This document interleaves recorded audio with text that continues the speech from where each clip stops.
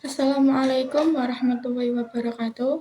Perkenalkan, nama saya Lilis Noviana, NIM 202112145, kelas akuntansi D. Di sini saya akan mempresentasikan tentang kasus isu sosial yang berjudul Tindak Pidana Korupsi atas Saudara Nazarudin.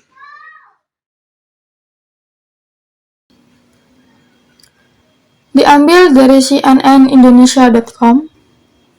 Nazarudin dituntut dengan hukuman penjara 7 tahun dan denda 1 miliar dengan subsidiar 1 tahun penjara. Jaksa menganggap mantan anggota DPR itu melakukan tindak pidana korupsi sebesar 40,3 miliar dan melakukan pencurian uang ratusan miliar rupiah. Termasuk ke dalam apakah permasalahan isu sosial dan etika dalam sistem informasi yang Anda temukan? Menurut saya, permasalahan isu sosial ini termasuk ke dalam moral, akuntabilitas, dan pengendalian. Kasus ini berkaitan dengan Undang-Undang Privasi Individu, di mana teknologi informasi baru yang membawa tantangan bagi undang-undang liabilitas dan dalam praktik sosial untuk menuntut tanggung jawab perorangan dan organisasi atas bahaya-bahaya yang terjadi dari informasi individu serta hak-hak pribadi. Apakah peraturan yang berlaku di Indonesia dapat melindungi hak-hak korban dari permasalahan isu sosial dan etika dalam sistem informasi tersebut? Cari informasi tentang undang-undangnya. Menurut saya tidak, karena peraturan tentang tindak pidana korupsi belum terlaksana secara baik, karena masih banyak para anggota dewan yang masih melakukan tindak korupsi dan pencurian.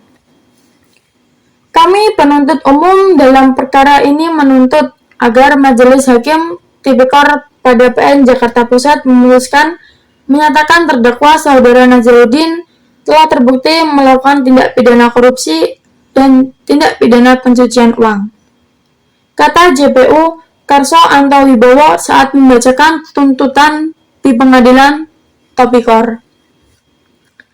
Menjatuhkan sanksi pidana kepada terdakwa berupa pidana penjara selama 7 tahun dengan denda 1 miliar dengan subsidiar 1 tahun kurang.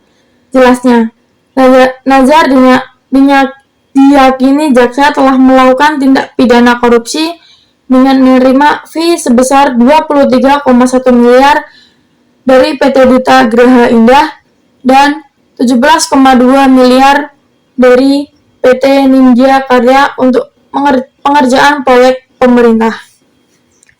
Korupsi tersebut dia lakukan saat menduduki jabatan DPR periode 2009 sampai 2014. Selain itu, Nazarudin juga dinyatakan telah melakukan tindak pidana pencucian uang dari hasil uang fee tersebut hingga ratusan miliar rupiah. Pencucian uang ia lakukan dengan membeli sejumlah saham dan properti. Terkait korupsi Nazarudin diyakini pelanggaran pasal 23 huruf B UU Tindak Pidana Korupsi JO pasal 65 ayat 1 KUHP.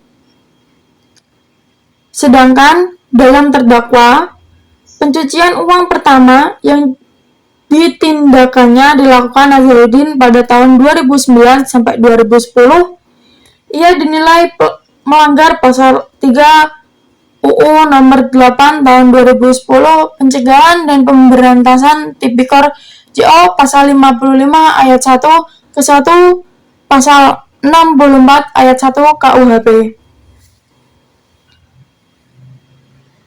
Sementara itu, dakwaan terkait pencucian uang yang dilakukan antara tahun 2010 sampai 2014, Nazarudin dianggap melanggar pasal 3 ayat 1 huruf A, C, dan E UU nomor 15 tahun 2002 tentang tindak pidana pencurian uang sebagaimana telah diubah dengan UU nomor 25 tahun 2003. Menurut Anda, apakah yang perlu Anda lakukan di kemudian hari agar Anda terhindar dari permasalahan isu sosial dan etika dalam sistem informasi yang Anda temukan tersebut.